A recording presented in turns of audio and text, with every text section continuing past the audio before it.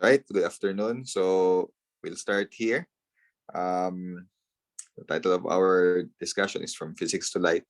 So as demonstrated earlier, Sir Bill, he demonstrated for us what happens during total internal reflection. So we're going to quantify it, add numbers to it, define the terms that he has used. So that is our discussion this afternoon. So main actor sa fiber optic communication is of course light, the energy that which carries information in this case. And the speed of light here is of course equal to 3 times 10 to the power of 8 meters per second. Another term nga yung na mentioned earlier is index of reflection or refractive index. So paano mo na siya na relate sa speed of light? So because this speed 3 times 10 to the power of 8 meters per second, this is the speed of light travel in an ideal medium, free space or vacuum. Okay. And because ato ipa-travel ang light sa fiber optic medium, so dili siya vacuum, of course. Kuan siya either glass or plastic or silicon dioxide as mentioned earlier. So dili siya exactly 3 times 10 to the power of 8. So how fast the eye is the travel, the speed of light travel in a fiber optic cable.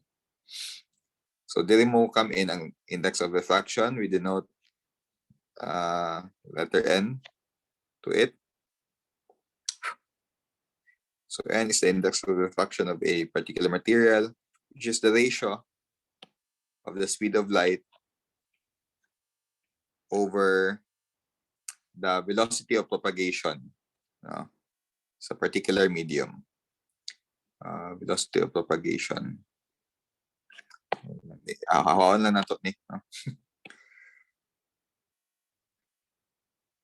Velocity of propagation in a particular medium.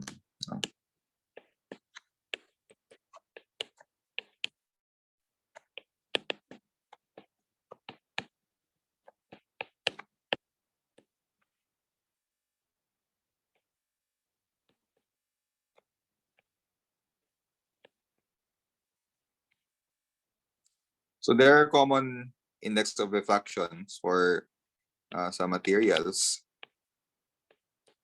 So how much is the index of refraction now sa vacuum? So vacuum has an index of refraction of 1. Okay. So vacuum has an index of refraction, a refractive index. Has a refractive index of 1. Air is approximately equal to 1. Nasa mga 1.0003. Na siya approximate of 1. Water is mga 1.33.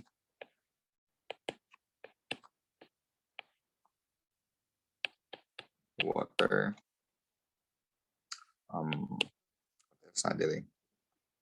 Alcohol is 1.36.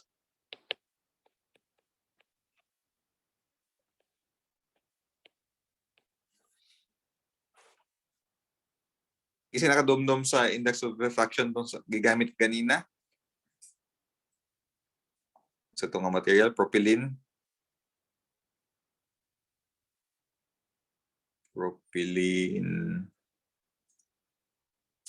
Propylene glycol, 1.43.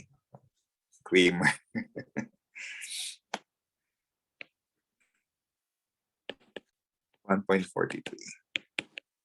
So these are just common index of refractions of different liquids.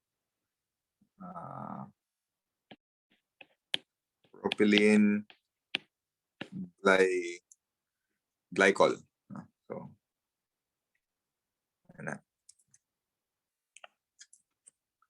1.0003 ganun yung gamit sa air. Diamond has a index of refraction of 2. Silicon 3.6, gallium arsenide 2.6. So nabay rin index of refraction ang mga opaque materials or solid, no? Wala mo siguro, di ba? Magkuha naman siguro niya sa mga transparent or translucent nga material or liquids yun siguro most of the time. So that's the index of refraction of common materials. Index of refraction is based on a wavelength of light emitted from a so nakuha nila mga numbers by scientists, of course based on experimentation or based on actual data na ilang na measure. Siguro same sa experiment nga gibuhat ni Sir Bill kaganina. So with this, so naka-establish na itong speed of light now, index of refraction. We're going to describe the propagation of light in a fiber optic using Snell's Law.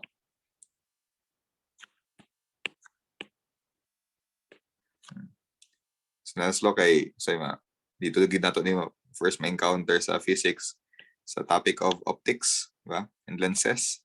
Snell's Law is defined as N1 sine theta 1 is equal to N2 sine theta 2. And I think kaning nga theta kay mga degrees, so okay ba? So makita ng N1 ug N2. So natay duha ka type of material.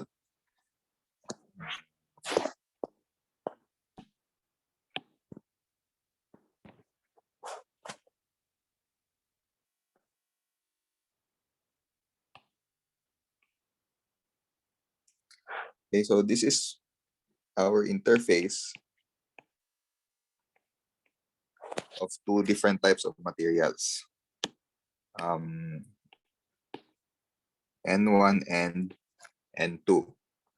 So material 1 and material 2. Kaning blue nga line, that's the point where the two types of materials meet. Katong kaganina sa demonstration, so N2 is air and N1 is katong propylene glycol. Okay? Wala kayo actually may significance tong kuan katong pagdulom niya sa environment. Wala siya significance sa total internal reflection. Yan lang gi-turn off ang light sa katong demonstration kay para of course para makita nato ang travel sa green nga laser. Pero even if on or off ang light ato, mo kuan gid ang katong green nga light, no, mo reflect gid to siya. No? Mo man siya lang nahitabo katong kaganina, di ba? Because of the difference, basically because of the difference of index of refraction of air and propylene glycol. So sa fiber optic cable, for fiber optics, side note lang as of this point, no? Okay, ato sa explain first in a more general nga setting. Pero for fiber optics,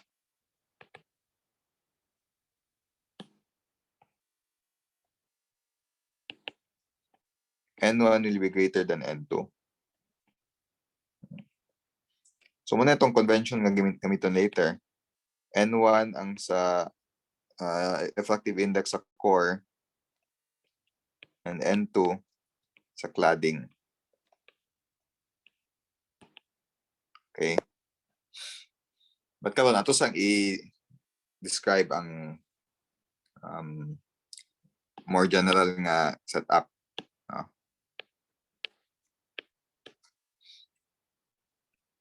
So we have a light ray, this one, a ray of light. So ato i-measure yung direction with respect to a normal, no? Kung asa siya nag-hit, no? Kung asa siya nagbangga sa interface, we'll measure our normal right there. And dito po nato i-measure ang atong angle. Okay? So this angle right here theta, this is the angle of incidence, no? Or ato lang sa i-equal na theta 1 para mo conform sa atong Snells Law equation earlier. Kibi man akong kuan. Ray.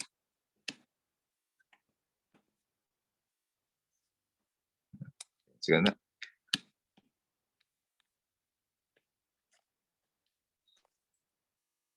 So 3 things might happen after this one. Kay naman tayo tulukod ka situation nga pwede may tabo or tulog ka situation. So if we have these situations, na pwede tayo tulog ka possible na outcomes na may tabo actually. So what are the things that might happen? Atos na yung label ni.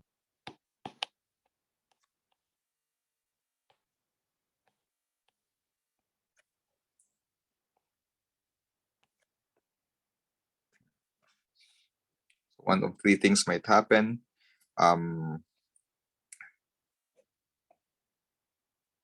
What if n1 is equal to n2? Well, of course, if n1 is equal to n2, so wala interface basically, no? So kung na to sa may tabo, the light ray will just pass normally when n1 is equal to n2. Pero ito lang na ibutang diha para no? for formality. Na case that when n2 is greater than n1 or n1 is less than n2, which is not our case. Okay, nga to yung case is n1 is greater than n2. So there are also cases where n1 is less than n2.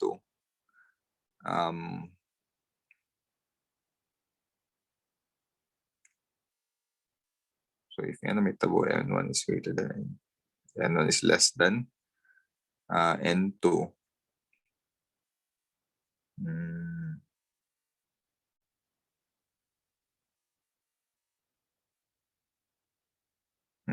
Okay. So when n1 is less than n2, and apod kung n1 is greater than n2. So now na to ni last na pala. Lahi na to na siya. So when n1 is greater than n2,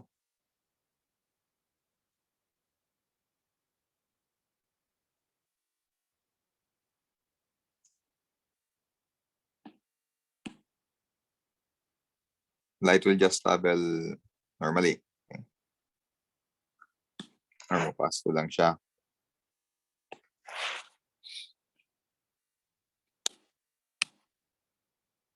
And the angle of reflection, theta 2, would be equal to theta 1. No?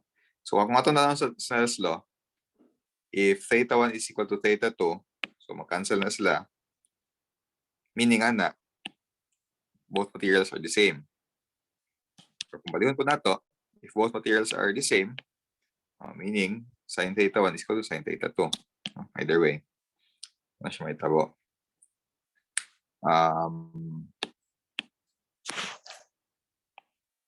So yung color sa light ray.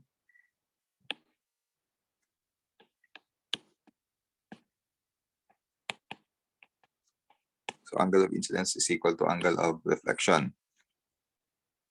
Then we'll use that as our basis for what is greater or lesser sa atong next nga response. If n1 is less than n2, ang angle of reflection or angle of incidence rather would be greater than angle of reflection, theta 2. So, so if theta 1 is greater than theta 2,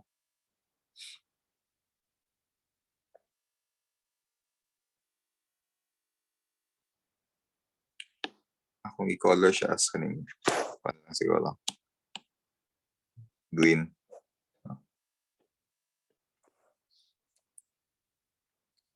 May tabo. So it will go in that direction. So theta 2 will be less than theta 1. And theta 2 and theta 1 are both measured against their normals. No? So gikan aning a line. Kana.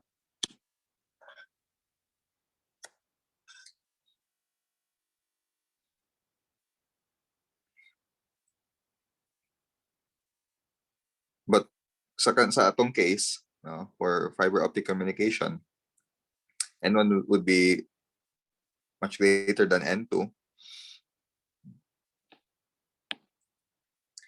And ang atong light ray would bend larger.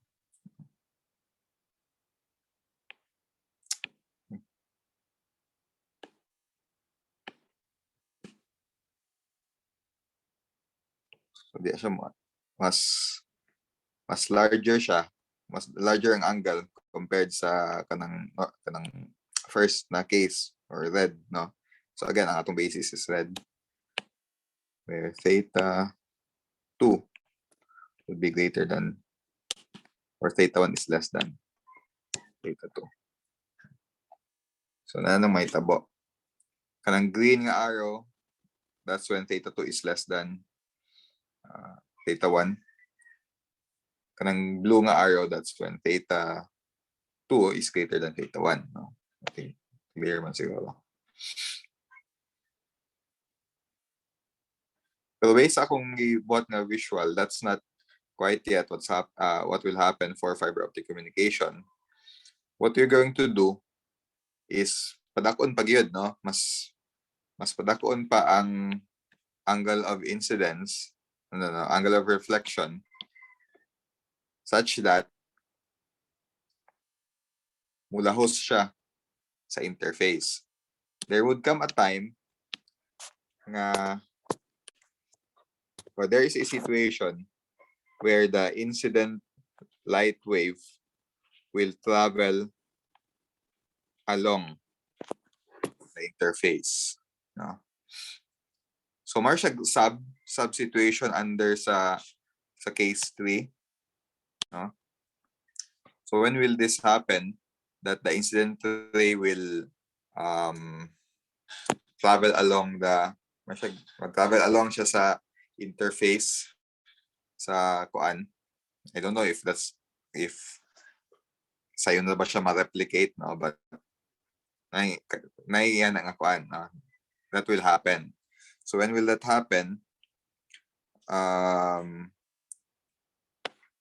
Or what angle is this, no? Pila angle ni? Pila angle sa purple nga kuan? Purple nga ray, light ray with respect sa normal. No, with respect sa normal, 90, no? So pwede ito na ma-solve, no? We could solve that one. With respect sa normal, theta 2 man na siya, no? So pwede ito magbutang diri og sin 90 para ma-measure na to ang theta 1, no? Because in this case, dili man gid ang variable sa kaning situation ang kuan, di ba? Ang index of reflection, because once the fiber optics cables are manufactured, fixed naman sila. So we have a value for N1 and N2. So unsa tong pwede ma-vary? We could vary the direction of how we initially position the light source, no? Pwede pa nato pa mapasakan pa or mapagamyan ang angle of incidence. So there's a specific angle sa pag-travel na to ani. Sa ako mong glowing is malag 45 degrees mo siya, no? Yeah, malag 45 degrees siya sa akong glowing. Pwede man gyud na ingana siya ka steep, no? Or ingana siya ka less steep. The point is, there's a specific angle for theta 1 for which theta 2 will travel along the interface. No? And we could solve that one. you said na ang theta 2 should be 90 for that to happen, right? So if theta 2 is 90, sine 90 we know to be 1, right? So cancel out na siya. It becomes 1. I-transpose ang N2 to the other side. And no. I-transfer ang sine 1, ang N1 to the other side. Then i-arc sine dayon ang function.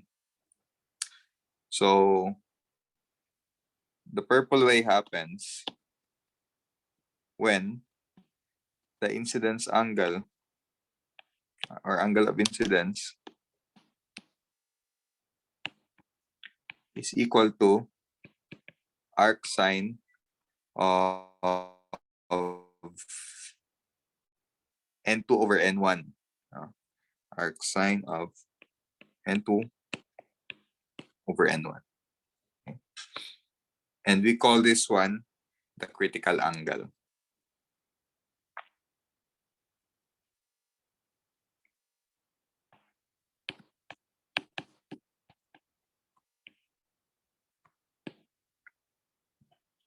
Theta C. So, pwede na ito siya i-replace o inside nga theta 1, theta C. So, critical angle.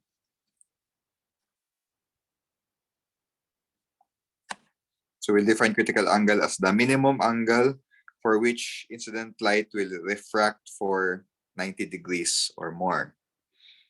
So, critical angle is the minimum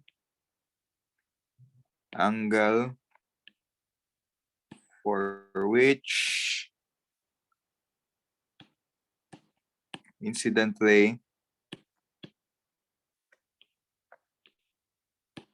will refract for theta is equal to 90 or more.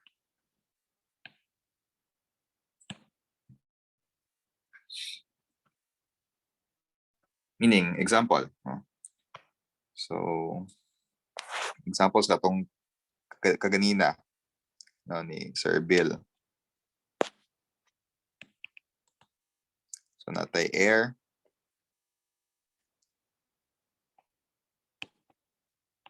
With N is equal to 1.0003 and propylene glycol with N is equal to 1.43. Solve daw class. How much should be the angle of the incident angle such that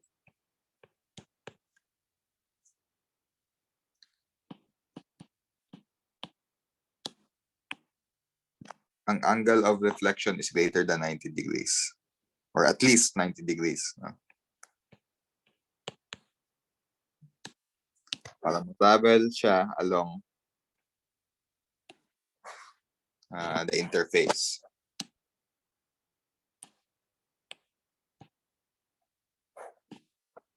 Solve ninyo.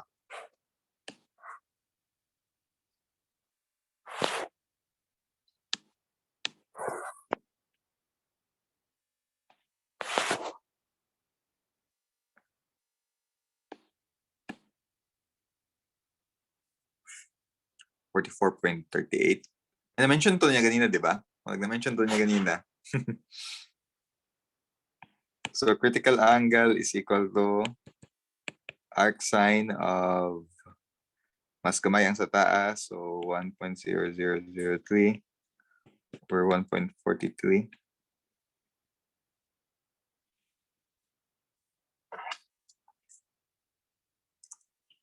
.38, 39, or 44.4.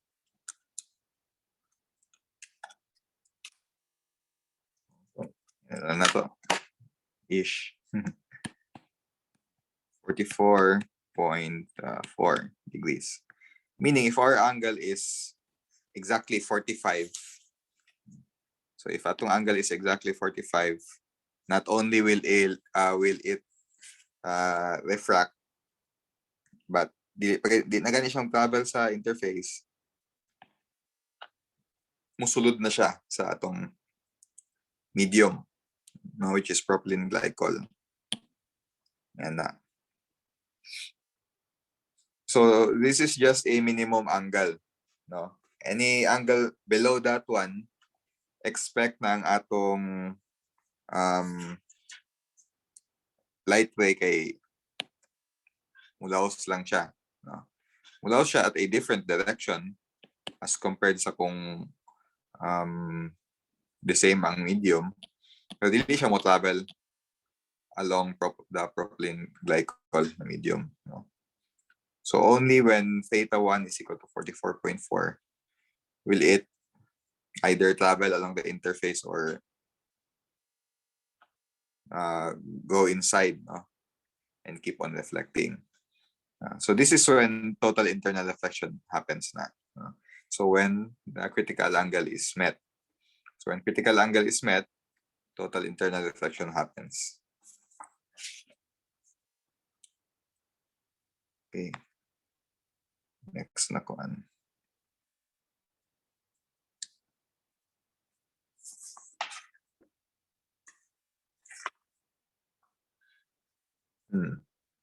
So if mo ni ang minimum, no, is there a maximum angle? Napod, no? Napod tayo ginatawag na maximum angle. And we call that one the acceptance angle.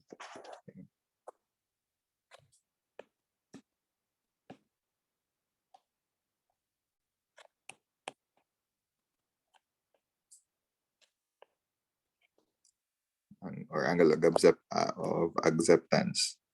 Acceptance angle theta A or theta in, manilang ginangalan usually, is equal to arc sine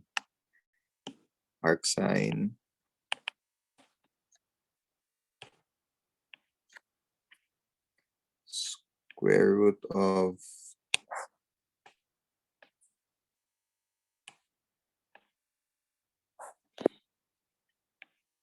n1 squared minus n2 squared. Again, mag-work lang ni if n1 is greater than n2. No?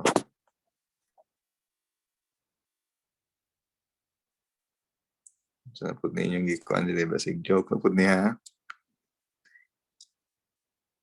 Pagtay. If mulaos tas critical, di na mo agi sa sakto na way. So, ano need bang acceptance? Kuan. No.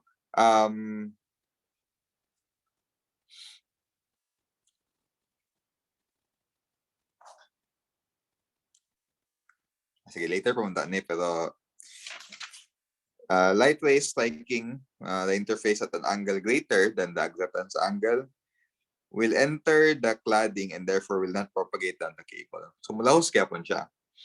So na ay minimum angle kung minimum. Kung less than that, mulahos. Even greater than that, I will try to prove that one daw later. Ato nang i-prove kung sakto ba nga statement. Ang statement dire, light rays striking at angles greater than the acceptance angle will enter the cladding and therefore will not propagate on the cable. Ang mirror? Ikaw, no? Later lang na siya, job. Ato na siyang ikuan. Curious mo noon ko. So, dire, theta, the acceptance angle, which is the maximum angle, for which, so maximum angle, in which light rays may strike interface and still propagate.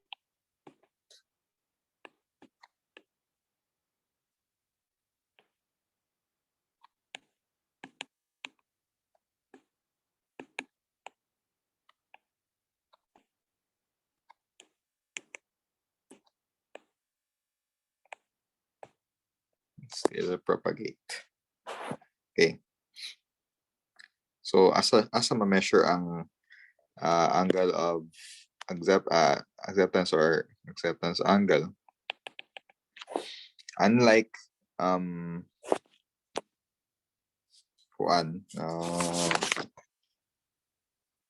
incident way, acceptance angle is measured here.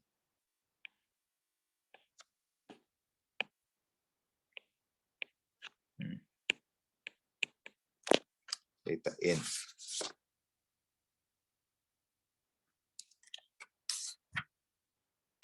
Yeah, siya ma-measure.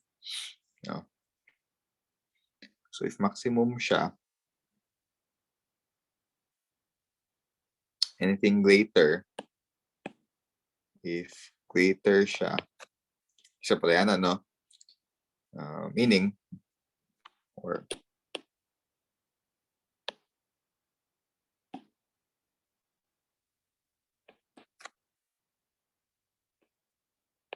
allows daw siya. No?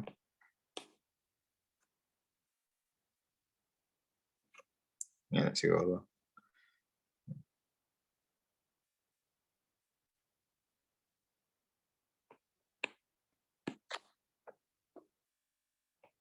Theta is greater than theta in.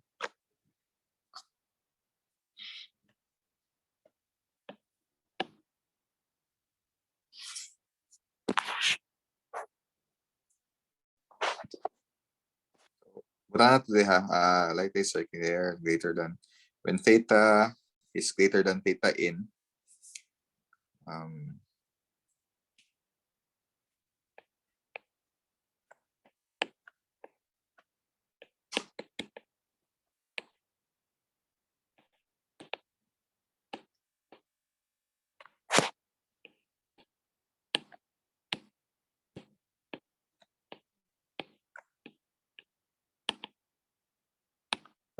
ito ning i-prove later.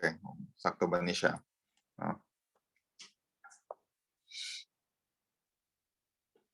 And if this is the case, maybe theta 1 is equal to, yung mo ng theta 1, di ba? Atong ma-measure gikan sa normal or muna siya itong incident wave is 90 minus Tn.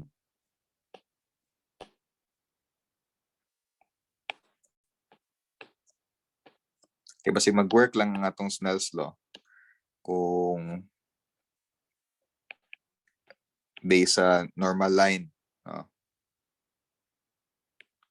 So theta 1 is equal to 90 minus theta in. Maybe that's true.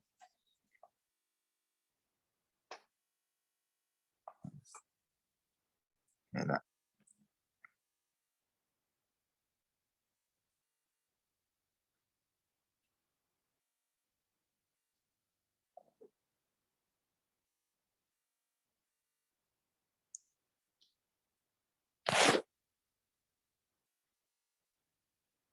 Based in ani,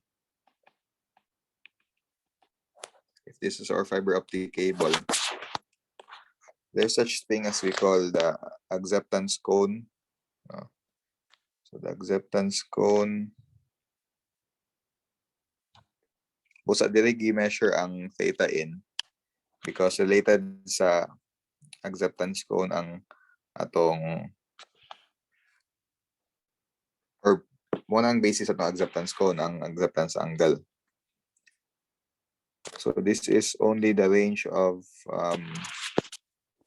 area kung asa na to pwede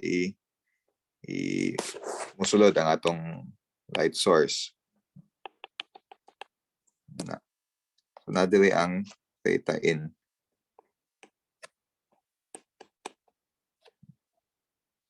Meaning, ang angle sa atong cone, this one, let's call this one as phi na lang siguro.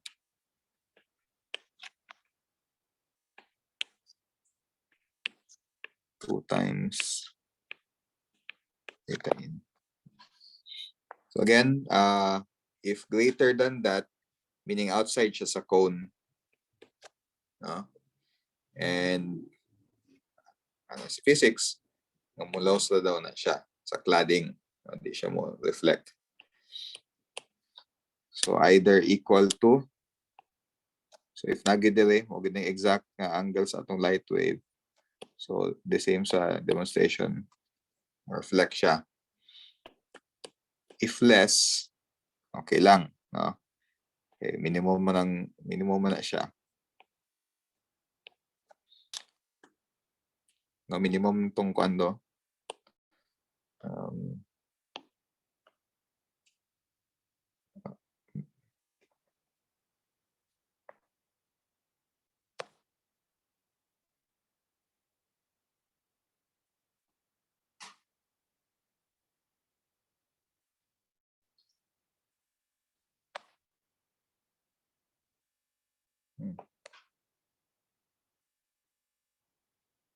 Type siguro nga glowing.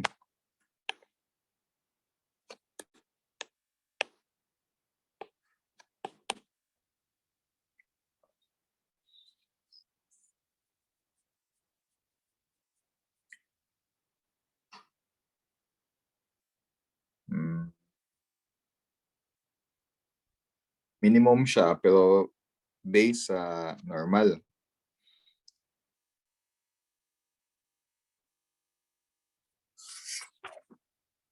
Yan, ito. If smaller than that, di pwede. So okay la greater than that na. So well, in some sense related gid ang critical angle, of course, ang angle of reflection, angle of acceptance angle, no? Basta kay mo ni siya ang cone, acceptance cone, no? Sa kanilang range of area pwede mo pass to atong light. Sige daw, ato daw ni try og prove kung sakto ba ni siya nga statement. What would happen if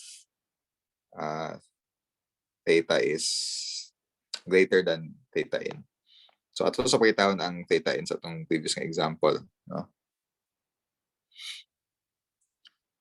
So for example kanina, bulagin ako. Undo.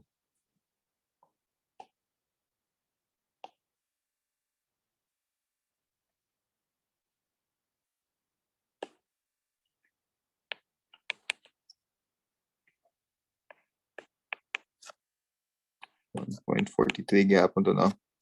So N2 is equal to 1.0003. Pagpalinog air. So based on nga given, how much is the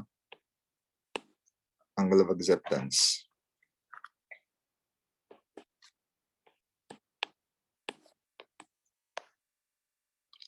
Arc sine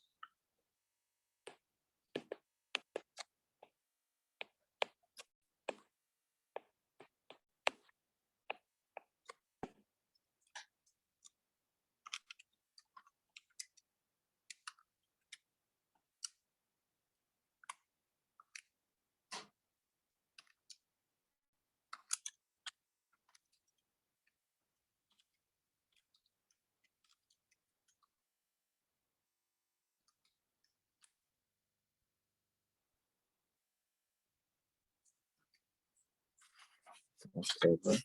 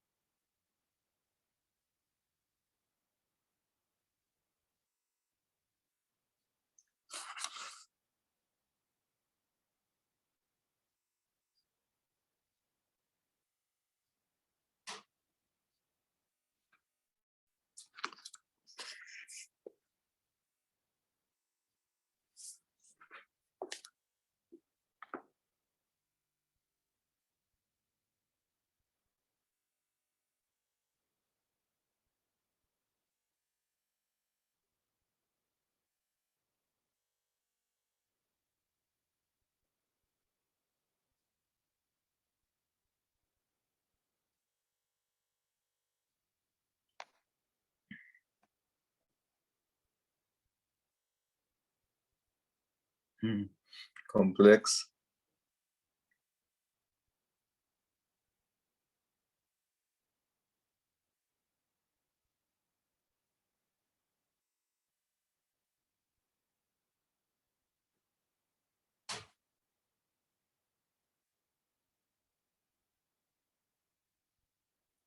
n1 squared minus n2 squared. N1 is 1.43.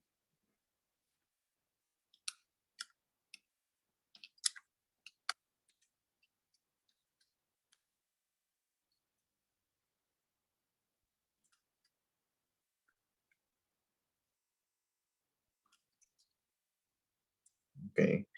So, kung siguro na kasi mag-work ang dapat tanan.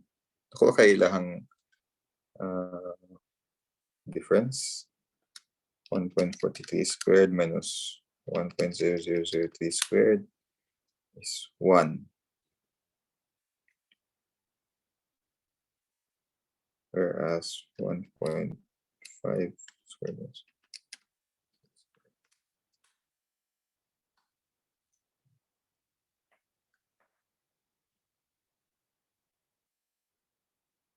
siguro pwede nang kuan, no? Siguro pwede siguro I don't know why. Nalang example dire. N1 is 1.5, which is the angle the index of refraction of glass, and N2 is quartz fiber 1.46. So kung ingani, sige daw.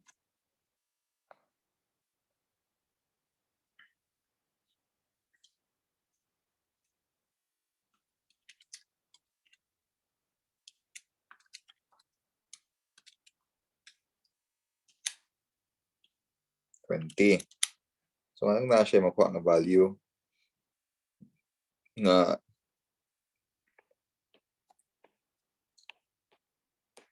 di man mag-assume unsa nga klase nga material ang given ani nga kuan. So di lugar pwede tong wala siguro kuan, I don't know, tungod sa kadako sa tungod sa kadako sa difference sa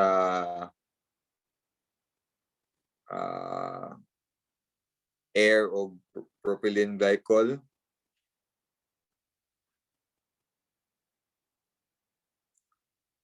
maybe di na niya need og acceptance angle, no? Mga kuha kay kani nga formula gid dira magyapon ni sa Snells Law, of course, or no dili Snells Law sa sa trigonometry man nag-derive ng formula. Di na to na-derive, of course. Okay. Wala ito sa business of deriving.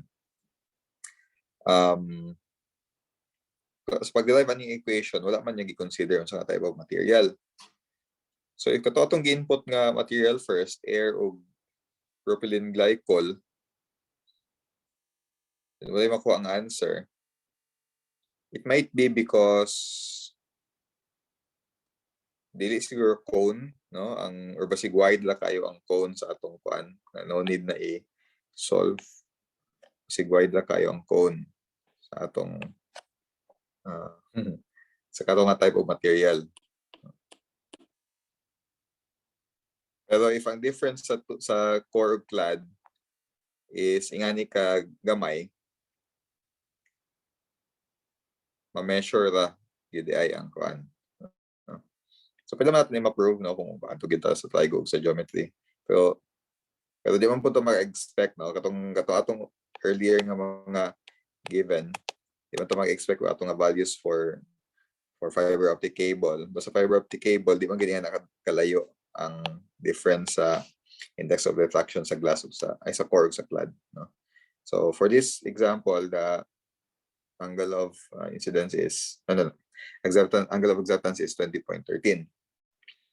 And this is again the maximum angle in which light rays may strike, interface, and still propagate. So what if the angle of what if na delay, no? What if 30, no? What if theta is 30?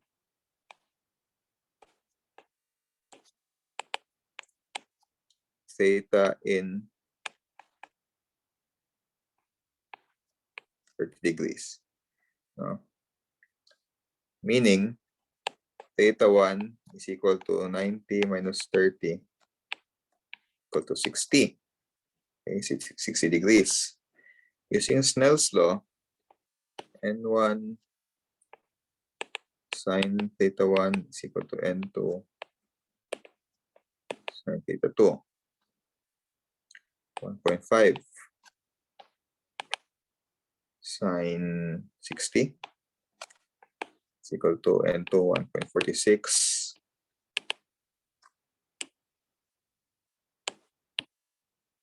sine, we don't know.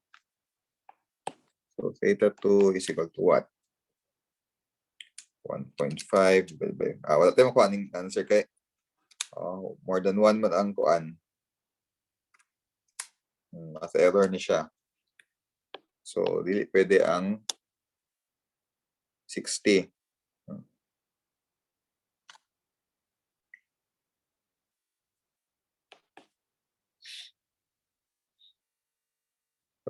What if 21? No? What if 21? So, 90 minus 21, 69. So, sine of that one, ano? Sorry, mag-error ba ni? Hindi man siguro. Ano the answer na? Right. Dili man din ni sine, arc sine ratio ka na. Multiply man din sine 60. Sorry, 1.5 over 1.46 times sine 60. Arc sine ans 62.8. So theta 2 equal to 62.8 degrees. Now, kung ato ning i-gamitan og critical angle, pila critical angle kung 60?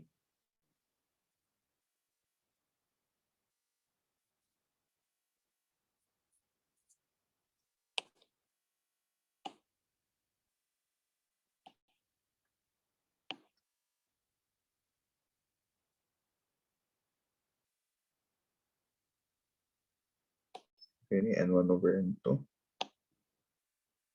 N2 over N1. Arc sine.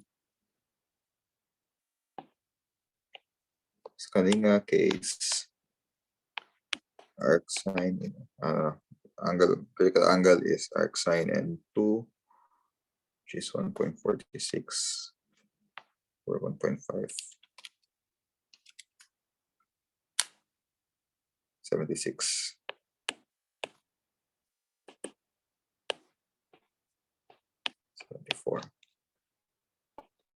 Which is the minimum, di ba? The minimum angle. So if the minimum angle sa kaninga given, if try to solve, you'd get an answer of 76.74.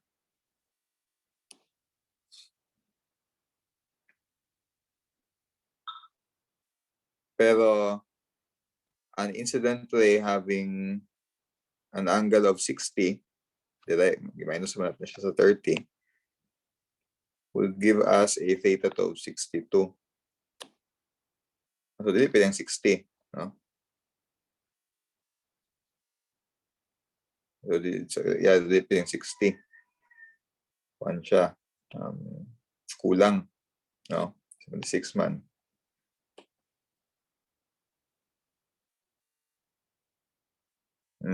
Sakto.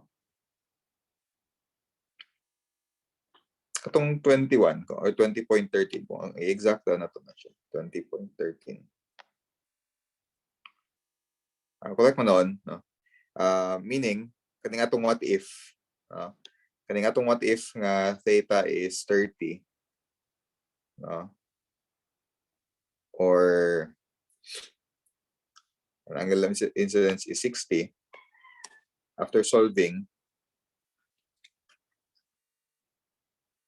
mas hindi i-solve, no? Mas hindi i-solve.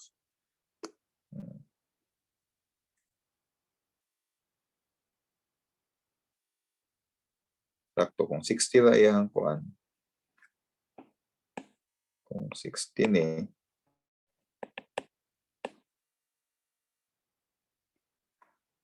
62. Close lagi apon siya. Sakto.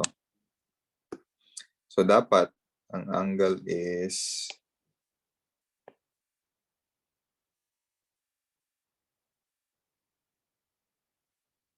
di naman kinahanglan i-solve yun eh. Para makita kung mosulod ba ang atong angle. No? Because again, sige ato ni erase itong at if.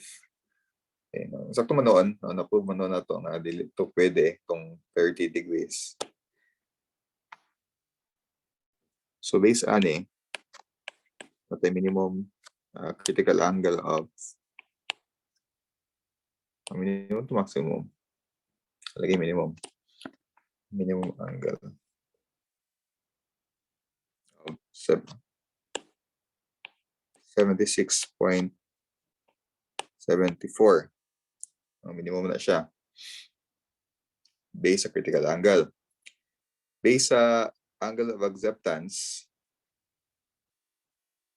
20.13. This one, 20.13. Or, ilan na siya? 90 minus 20.13. 9.87 degrees. May lagi siya sa theta C.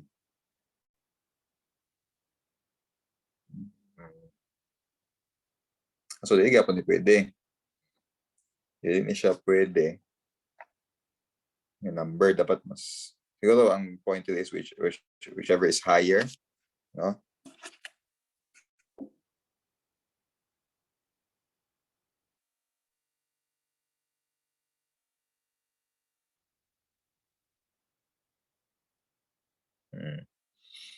So although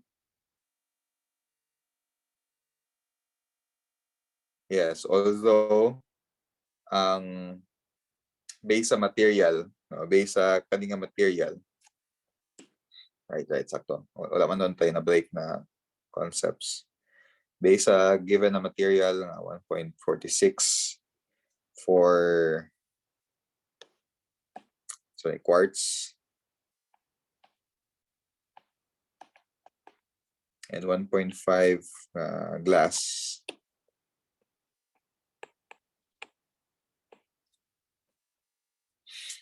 Makuha tag minimum, no? Minimum critical angle of 76. Okay? Then based po sa material, ma-measure na to ang acceptance cone niya, which is 20.13 times 2. So 40 kay bali ni siya, 40 degrees na siya. Pero kung 20.13, measured na siya gikan sa interface. So that's why minus 9 na siya sa 90. Para makakuha tag theta 1 of 69.87. Which is smaller than 76.74. Pero tungkol kay minimum mo din 76.74, mas i-follow na to ni. So whichever is higher. Whichever is higher. Okay, maximum labaning maximum laban no? Maximum 20, maximum angle of which. So anything greater than 20, which is okay, no? What if ang atong angle of incidence is so minimum ni, what if 80? What if 80 ang atong theta? So pasok pa siya sa theta in 10? Yes, di ba? Lesser man ang 10 kaysa 20.13. Or even ang 76.74 itself. Even ang 76.74, 90 minus 76.74 is 13.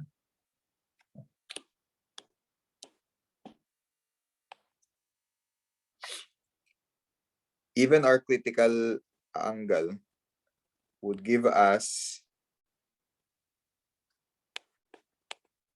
an acceptance angle of, kung minus natin is 90, 13.26, which is smaller than 20, which is good, diba? 20 is the maximum angle na of light ray. So yeah, I think the wisdom here is compare na to ang angle of acceptance of critical angle, whichever is higher. Mo tong i-follow. Okay. Correct naman. Sakto la. No, sakto la. So sakto din siya nga conclusion. If atong theta is greater than the acceptance angle, light ray will enter the cladding. Correct na siya.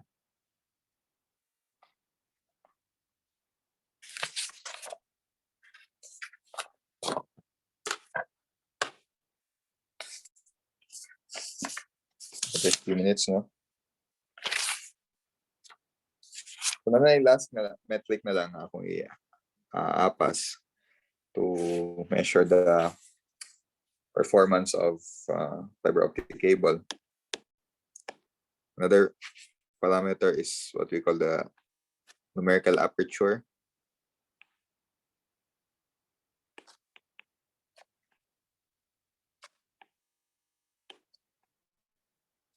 Ano na nga term before, aperture, asa na usually na to ma-encounter na term. Especially katong mga enthusiasts dili. Camera lens ba? So the greater the better, no? Numerical aperture, the greater the better ba na siya? Numerical aperture is closely related to the acceptance angle. It's the figure of merit commonly used to measure the magnitude of the acceptance angle. So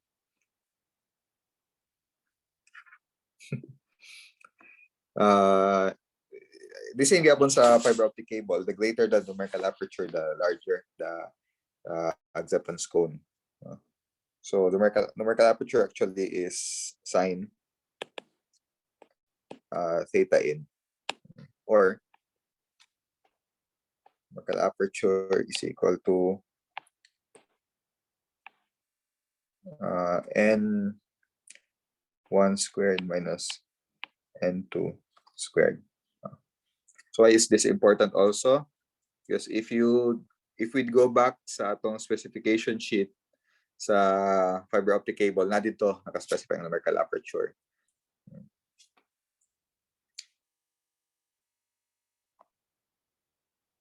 So example for so ba ni siya? Corning SMF28.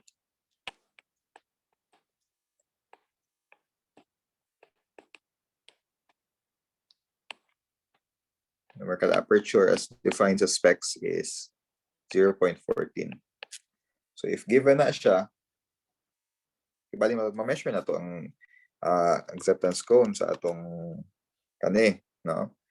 With a NA of 0.14, arc sine 0.14, 8.04. No? So grabe ka gamay nga numerical aperture, which is true because ang SMF28 is intended man for single mode fiber. So WPM.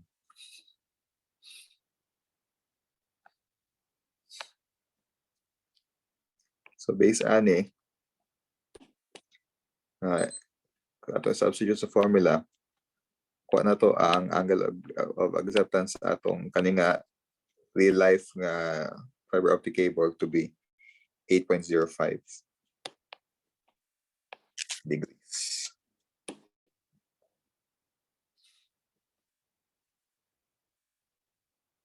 Although we could not measure the critical angle based on numerical aperture alone.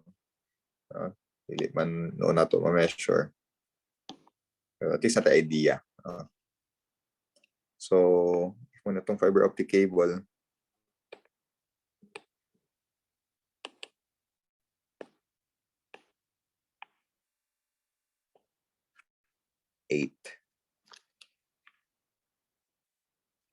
so gamay kayo yung cone. So mga 16.1 degrees.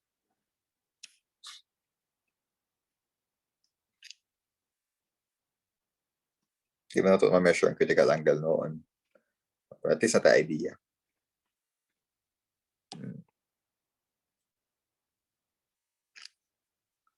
So that's numerical aperture. Again, it's a figure of merit commonly used to measure the magnitude of acceptance angle.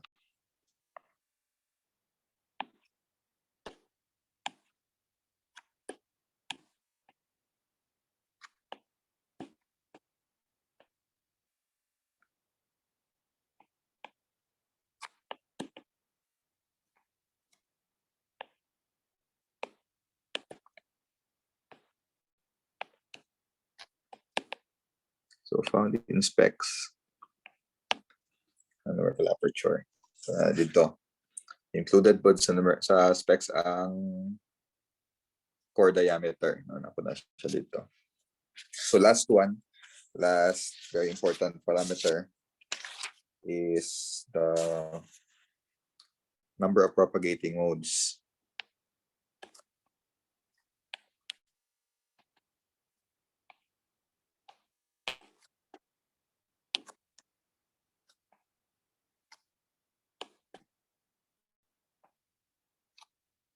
N, which is approximately equal to pi times d over lambda times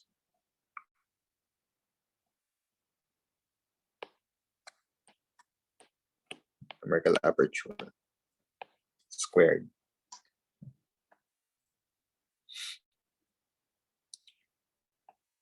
So, balik sa itong previous example for SMF28, it has a diameter of, if we the first specs, 8.2 micrometers.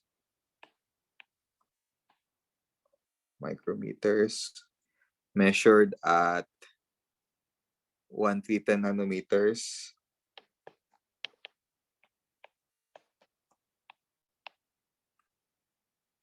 With a numerical aperture of 0.14.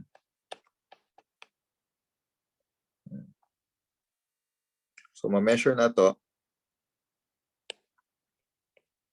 N to be pila. So, pi times 8.2 negative 6, 1310 negative 9 nano times 0.14 squared. So 7 point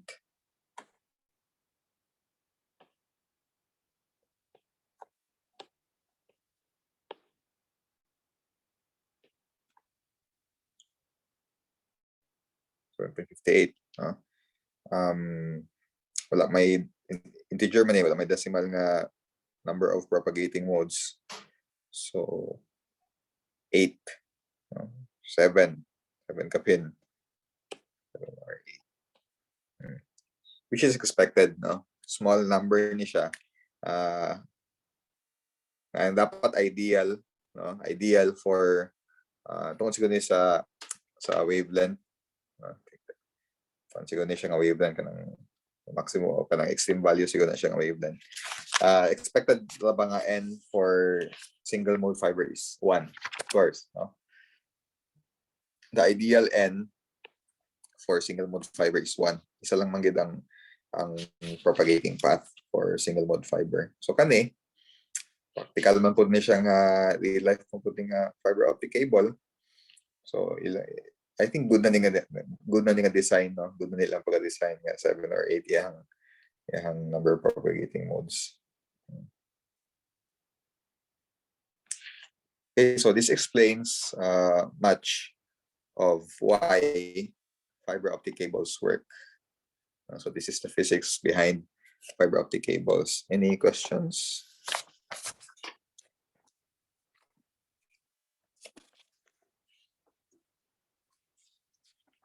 Kaya ni na-explain deeper manggod sa katong